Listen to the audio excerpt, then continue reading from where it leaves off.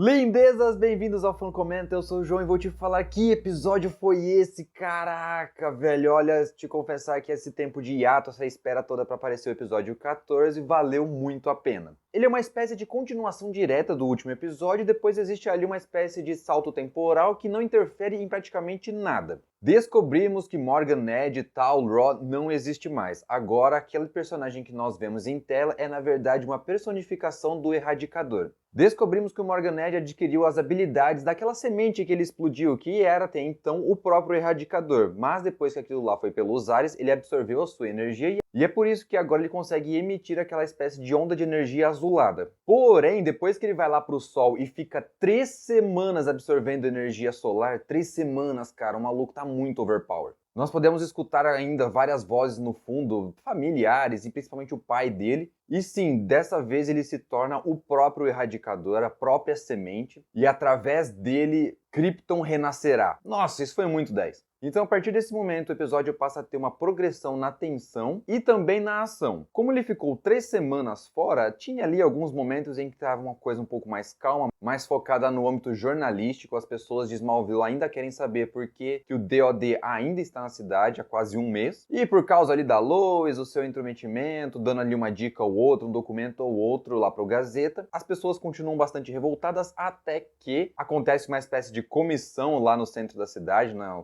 quadra poliesportiva, na escola. E ali o General Lane tenta responder não respondendo algumas das perguntas, até que a Lois vem e explica o que está acontecendo. Olha, nós ainda não sabemos onde o Morgan Ned está e tem muitas chances dele voltar para a cidade e causar o terror como ele já fez antes. Com isso, as pessoas praticamente ficaram em silêncio, até que Morgan Ned decide salvar a Leslie Lar, fazendo com que o general e os outros tivessem que abandonar, e aí voltam a ficar revoltados, a gritar com todo mundo. Eu não sei, essa parte da cidade revoltada e essa jornalista lá do Gazeta me incomodam um pouco. Eu acho que eles tentam dar uma importância muito grande para esse sentimento, para esses personagens, e eu não sei, acho que eles fazem de uma forma assim obrigatória, sabe? Meio que o estúdio pede ou alguma coisa assim, e aí acaba não sendo uma coisa muito bem feita. Claro, isso não estraga o episódio de forma nenhuma, mas nós já estamos no 14º, no penúltimo episódio, eu acho que aqui o negócio já devia estar um pouco mais calibrado. Outra coisa que devia estar calibrada, mas aqui eu já joguei o pano, já não espero mais nada, são as revoltas adolescentes. Ok, eles vão fazer adolescentices. 3 semanas sem nada de novidade acontecendo, eles acham uma boa ideia fazer uma festa, ok, e é justamente nessa festa em que algumas coisinhas vão acontecer. A Sarah fica revoltada porque o Kyle recebeu uma boa proposta de emprego a uma cidade que fica a 2 horas de distância. Nossa, quem vê assim parece que fica a 2 semanas de distância, porque ela ficou tão revoltada. Adolescente apaixonada. Eu já passei por isso, provavelmente você já passou. Se não passou, vai passar, então nessa parte eu passo um pano pra ela.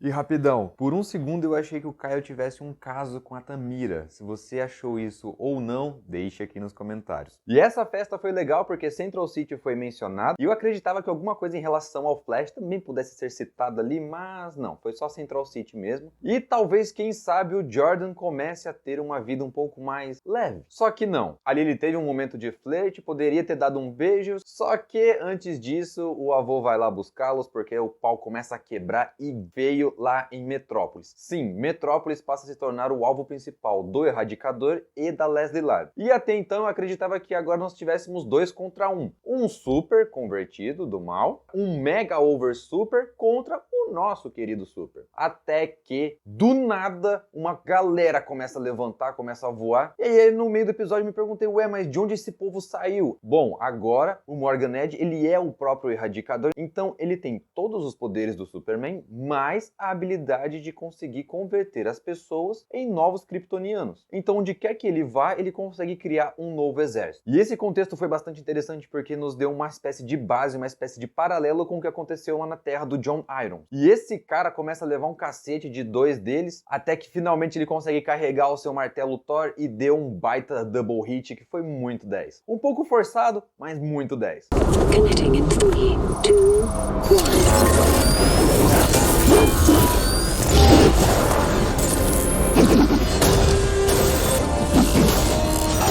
O O pau quebrando, gente morrendo e muitas cenas parecidas com Batman vs Superman, aquele flashback quando tá tendo as cenas do Homem de Aço, quando o Super está lutando contra o Zod. Cenas que também lembram bastante as batalhas que tinham nas animações da Liga da Justiça, em que para tentar salvar a cidade eles tinham que destruir a cidade, claro que não por opção. Mas, claro, ali em relação a roteiro, em relação ao orçamento, toda vez que tinha uma grande situação complicada, eles acabavam parando numa espécie de campo, numa espécie de praça, onde tinham menos pessoas. Isso em Smallville, uma das maiores cidades desse universo DC. Mas, mesmo assim, todos os efeitos especiais envolvendo voo, visão de calor e prédios sendo destruídos foram muito bem feitos. E é nesse contexto em que, mais uma vez, uma cena bastante parecida com o que aconteceu lá na Terra do Aço, quase que acontece aqui, foi naquele double hit que ele deu, conseguiu salvar a Lois da Leslie, o que foi algo bastante interessante, e no fim das contas, tanto o Aço quanto o Clark, o Kal-El, conseguem neutralizar aqueles poucos, sei lá, uma meia dúzia de novos kryptonianos convertidos pelo Erradicador. E eis que quando as coisas pareciam estar caminhando para um final feliz, um pouco suspeito, afinal de contas, o Morgan havia sumido, mas todos os outros haviam sido derrotados, então saldo positivo. Não. Morgan ataca o carro onde estava o General Lane, seus 2 netos mais a Sarah. A galera fica toda arrebentada, o carro fica só o bagaço. Se a gente for forçar um pouquinho aqui, era para todo mundo ter morrido, mas Jordan é capturado e é levado para um local parecido até com a primeira cena em que tem lá no episódio piloto, uma espécie de usina abandonada. E ali acontece o que eu suspeitava que poderia acontecer desde o começo. Jordan fica do mal. Ok, só que ele não fica do mal por opção, por rebeldia, por ter um lado sombrio nele que foi aflorado, nada disso. Não, Morgan Edge usa sua nova habilidade para trazer um kryptoniano bem específico para tomar conta desse novo corpo, que já é poderoso. Ele já tem ali, naturalmente, as habilidades de um kryptoniano original passando um tempo na Terra. Então esse cara provavelmente vai dar um upgrade ali nos poderes do Jordan. E é ninguém mais, ninguém menos do que o próprio pai do Tal-Rok. Aquele velho esquisito agora ocupa o corpo do Jordan.